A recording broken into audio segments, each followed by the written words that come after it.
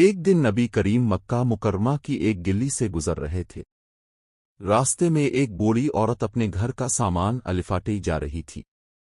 سامان بھاری تھا تو اپنے نہایت محبت سے فرمایا، ماں، یہ سامان مجھے دے دو، میں اب کے گھر تک پہنچا دیتا ہوں۔ بوڑھی عورت خوش ہوئی اور بولی، بیٹا، تم بہت نیک لگتے ہو، مگر مکہ میں ایک شخص ہے جس سے میں بہت ناراض ہوں۔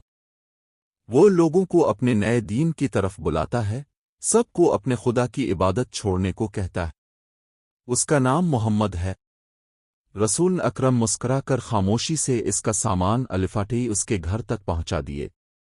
جب سامان رکھ دیا تو بوڑھی عورت نے کہا، بیٹا، تم بہت اچھے انسان ہو، تمہارا نام کیا ہے؟ آپ نے فرمایا، میں ہی محمد ہوں۔